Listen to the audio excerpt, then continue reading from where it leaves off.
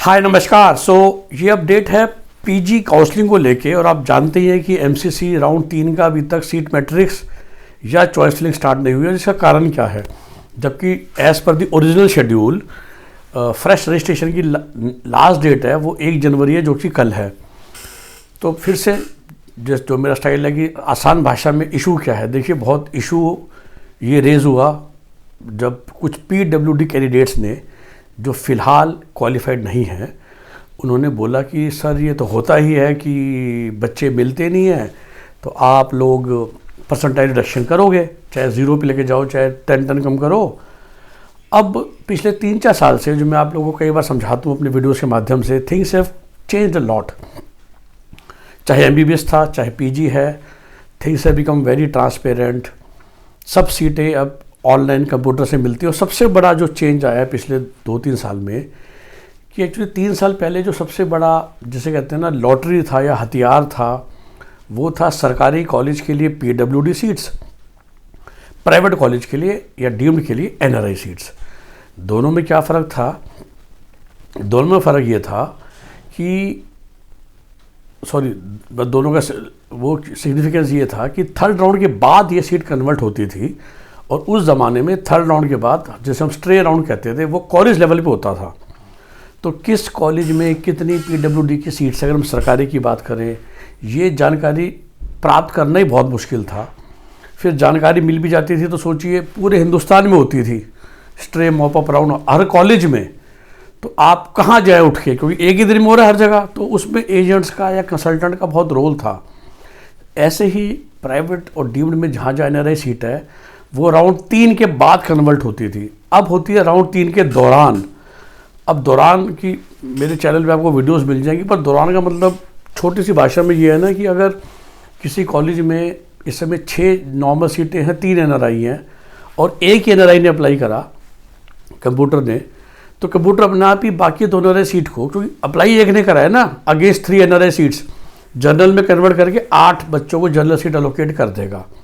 तो एनआरआई तो एक ही अलोकेट होगी। हाँ, अगर वो एनआरआई ज्वाइन नहीं करता उस राउंड में, तो फिर वो अगले राउंड में भी एनआरआई सीटें बची रहती है, जो इस साल एमबीबीएस में भी बहुत हुआ। तो पीडब्ल्यूडी वालों की ये शिकायत है कि भाई इस समय हालत ये है कि सरकारी कॉलेज में भी जो टोटल पीडब्ल्यूडी सीट्स अवेलेबल है, they are much more than the total qualified students from PWD category, which means तकरीबन हर एक बच्चे को जो पीडब्ल्यूडी का क्वालिफाइड है, ऑलरेडी सरकारी सीट मिल चुकी है, और फिर भी बहुत सीटें बची हुई हैं। अब उनको ये डर है कि ये तो राउंड 3 में ही जनरल सीट बन जाएगी और अलोकेट होकर ख़त्म हो जाएगा। लेकिन अगर अभी वो कट ऑफ रिड्यूस हो जाए तो पीडब्ल्यूडी कैंडिडेट्स कर सकते हैं अप्लाई और सीट ले सकते हैं। अब देखिए, पीडब्ल्यूडी कैंडिडेट्स ये नहीं कह रहे कि भैया पक्का रिजेक्शन करो। उनको नहीं पता ना, क्या पता कि जो मैं शुरू से लोगों को समझा रहा हूँ कि परसेंटेज रिडक्शन होगा, ये कोई लिखित रूल तो नहीं है ना, ये तो सिचुएशन को देख के किया जाता है। लास्ट ईयर एक काम जल्दी कर दिया गया, looking at the economic condition and circumstances and specially non clinical seats. इस साल एक्चुअली मेरे को डाउट यही था, जो मेरी अपनी इंटरप्रिटेशन थी, कि राउंड 3 के बाद होगा, और शायद ये सब लोग भी यही सोच रहे थे जो सरकारी बॉडीज़ हैं। अब इस पर्टिकुलर केस ने उनको जगा दिया, उनको जल्दी जल्दी काम करना पड़ रहा है, क्योंकि वो इस चीज़ को शायद उन्हें भूल गए थे वो। तो उनको ये लगा था कि भाई राउंड 3 तक अपन नॉर्मल देखते हैं। देखो, मेन तो उनको नॉन क्लिनिकल और महंगी प्राइवेट सीट की चिंता है, वो सस्ती डीएनबी और सस्ती सरकारी तो भरी जाती है ना। तो उनको ये था कि इस बार इकोनॉमिक कंडीशन अच्छी है, वो एमबीबीएस को देख के कि भाई राउंड 3 तक देखते हैं, और फिर अगर हमें लगेगा कि सीटें खाली जा रही हैं तो हम धीरे धीरे करके कट ऑफ नीचे करेंगे, क्योंकि 0 कट ऑफ करना एक अच्छी बात तो नहीं है ना, टेक्निकली स्पीकिंग। लेकिन अब इस केस ने उनको दुविधा में डाल दिया है, क्योंकि वो कहते हैं कि भाई राउंड 3 के बाद आप कम करोगे तो हमारी सीटें जो हमें मिल सकती थी, जो पीडब्ल्यूडी कैंडिडेट्स ने केस डाला है, वो तो पहले ही जनरल को लेके जनरल ने ज्वाइन भी कर लिया राउंड 3 में। तो अब उनका केस ये है कि अगर आप करने वाले हो तो अभी करो, नहीं तो मत करो। अब इसलिए उनको मेरे को सोचना पड़ गया कि क्या अभी कर दें या राउंड 3 के बाद। अगर अभी नहीं करेंगे तो फिर राउंड 3 के बाद बिल्कुल नहीं कर पाएंगे, क्योंकि फिर से मामला पीडब्ल्यूडी कैंडिडेट्स का है, तो काफ़ी बड़ा इशू बन सकता है।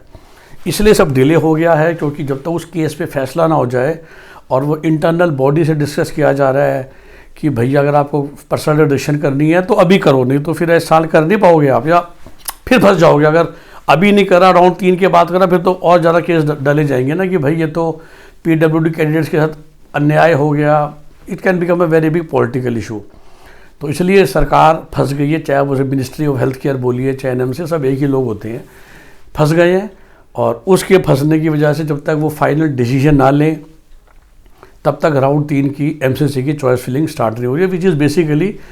बाकी तो वैसे भी कई स्टेट्स ऐसे हैं जो वैसे बहुत डिले चल रहे हैं, और as per the original schedule MCC का राउंड 3 तभी होना चाहिए जब हर स्टेट का राउंड 2 ख़त्म हो गया है।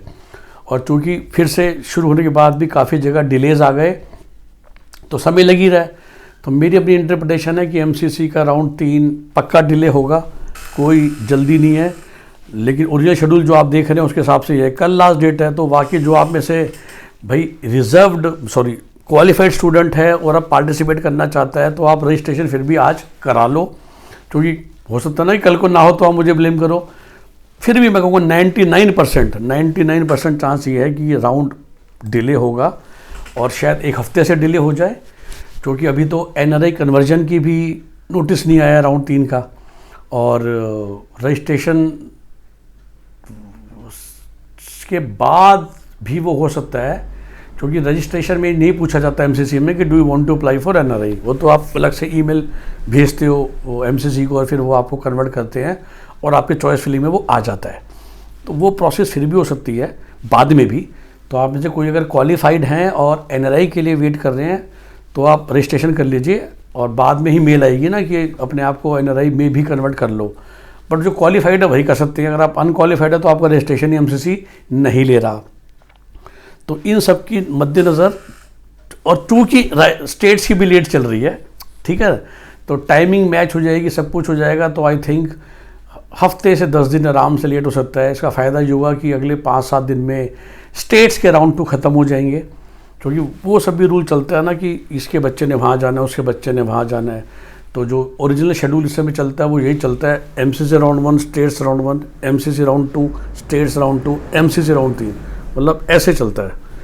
तो आइडियली यही होना चाहिए कि MCC राउंड 3 से पहले स्टेट्स के सबके राउंड 2 ख़त्म हो जाए। और ये भी पक्का है कि जिस स्टेट ने राउंड 3 की नोटिफिकेशन भी डाल दिया या आपसे विलिंगनेस पूछ रहा है, लाइक पंजाब, वो राउंड 3 कर नहीं पाएगा, एटलीस्ट रिजल्ट नहीं दे पाएगा जब तक MCC का राउंड 3 का रिजल्ट ना आ जाए। तो ये प्रोसेस भी बन चुकी है, तो वेट कीजिए। जैसा कि मैंने कहा, तो ऑलरेडी 31 तारीख हो गई है, तो जो लोग ऑलरेडी रजिस्टर्ड हैं, बाई चांस अगर चॉइस फिलिंग भी खुल जाए तो अपनी कर लीजिएगा जी। और आई एम श्योर कि उसके बाद वो एक्सटेंड करेंगे। मतलब मेरी बातों की वजह से ये मत सोचिएगा कि हफ्ता डिले होना ही है तो हफ्ते के बाद ही करेंगे। मेरा पॉइंट ये है कि कर लीजिएगा जो लोग ऑलरेडी एलिजिबल हैं। लेकिन जनरली हम कह रहे हैं कि जो वेट कर रहे हैं या जो लोग सोच रहे हैं कि अभी तक सीट मैट्रिक्स है, चॉइस फिलिंग क्यों नहीं है, तो घबराए मत। हफ्ता 10 दिन डिले होना बहुत पॉसिबल है। ओके, जहाँ तक कि हमने लोग पूछते हैं सर आपके हिसाब से कितना डाउन होगा, जैसे मैंने कहा it is based on economic conditions, right. उनको तो ये देखना है ना कि कितनी कम करने से हमारी सीटें भर जाएँ। जैसा मैंने कहा, taking to 0 percentile is not a good thing, because it doesn't give a good message ना कि भाई हर बच्चे क्वालिफाइड हो गया। एक तरफ तो आपने 50-40 से स्टार्ट किया था। तो हैविंग सेड दैट, अगर कम होता है तो 0 पे फिर भी जा सकता है, क्योंकि मैंने कहा जो नॉन क्लिनिकल सीट्स हैं जिसकी फ़ीस अब प्रैक्टिकली 0 कर दी गई है, पर आप सभी डॉक्टर हैं जो इस वीडियो को सुन रहे हैं, hardly very few people want to do non clinical specialization. वो कहते हैं इतना खर्चा करके MBBS किया था या सरकारी से किया था, और अब बहुत कम लोग होते हैं जो एज ए पैशन, जो मैंने वीडियो बनाया था कल, एज ए पैशन आप टीचर बनना चाहते हैं। क्योंकि जब आप नॉन क्लिनिकल सब्जेक्ट लेते हैं तो प्रैक्टिकली आप एक रेगुलर प्रैक्टिस में नहीं रहेंगे, जबकि आप कर सकते हैं, आप MBBS तो है ही ना। हाँ, लेकिन वो उस तरह है कि आप बिग ऑपरेशन से बिग हॉस्पिटल्स में जॉब ना करते हुए आप प्रोफेसर, लेक्चरर, टीचर बनेंगे। फ्यूचर में आप मेडिकल कॉलेज के डीन बन सकते हैं, और जो कि मोस्टली लोगों का सपना, ड्रीम नहीं होता है, और सीटें बहुत सारी हैं, तो उसकी वजह से ये दिक्कत हो रही है। सो जैसा मैंने कहा, अभी तक NRI कन्वर्जन की मेल भी नहीं आई है, तो प्रोसेस तो लेट है ही। तो प्रैक्टिकली अब मेरी तरफ से मान के चलिए, तो जैसा मैंने कहा कि कम से कम 7 से 10 दिन, ताकि स्टेट्स की भी राउंड 2 हो जाए, एक वो भी लॉजिक होता है। एमसीसी का राउंड 3 तक पे ये फैसला कर लें रिडक्शन का बिकॉज ऑफ पीडब्ल्यूडी केस, तो आराम से 7-8 दिन टोटल ये लोग दे सकते हैं आपको। ओके, लेकिन फिर भी फ़िलहाल जो रजिस्ट्रेशन कर सकता है भाई वो कर लेना। चॉइस फिलिंग अगर खुल जाए तो फिलहाल भर लेना। और आई एम श्योर कि आप लॉक तो अभी आया नहीं है, लेकिन अगर लॉक आ भी जाएगा तो फिर से वो अनलॉक भी कर देते हैं अगर एक्सटेंड होती है तो घबराने की कोई बात नहीं है। एंड 31 दिसंबर इज़ टुडे, सो आखिरी दिन है 2024 का। Best wishes, best of luck and very well for your future. ठीक है, टेक केयर। हमारा नंबर आप जानते ही हैं 9643362320।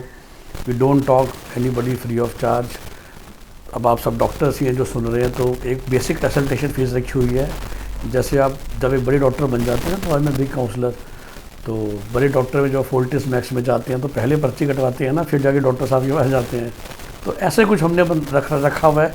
और very frankly because medical counselling is what I do a lot, और शायद मैंने डॉक्टर से ही सीखा to take the advance consultation charge. उसका फ़ायदा ये रहता है कि you give time and you speak properly to few people rather than giving time unnecessary to everybody. तो वही जैसे जो अच्छे डॉक्टर्स होते हैं, बड़े डॉक्टर्स होते हैं, वो उन्हें 10 मिनट ही कंसल्टेशन के 2-2.5 हज़ार रुपये लेते हैं। वही हमने रखी हुई है फीस 2,500 रुपये। लंबी कंसल्टेशन बैठ के करनी है, समझना है तो 5,000 रुपये हैं। और फिर पूरा ऑपरेशन कराना है या पूरा केस कराना है तो उसके चार्जेस जो मेरे रहते हैं यूजी में सही में रखे हैं 30, 50, 75 हज़ार और 1.5 लाख। तो वेरी फ्रेंकली अभी 30, 50 और 75 हज़ार का प्रोडक्ट लॉन्च ही नहीं करा इस साल, तो दैट इज़ नॉर्मल काउंसलिंग। उसके लिए I need to have that kind of knowledge जो मैं MBBS में कैरी करता हूँ, which is branch wise, cut off college wise. और लेकिन जो 1.5 लाख का पैकेज होता है which we help you to get the NRI negotiation और द बैंक गारंटी नेगोशिएशन और हाई MRP नेगोशिएशन, जो मोस्टली नॉर्थ इंडिया की बात करें तो राजस्थान में लागू होती है। तो उसके लिए आप हमें संपर्क अभी भी कर सकते हैं। Best wishes, best of luck. हमारा नंबर 9643362320।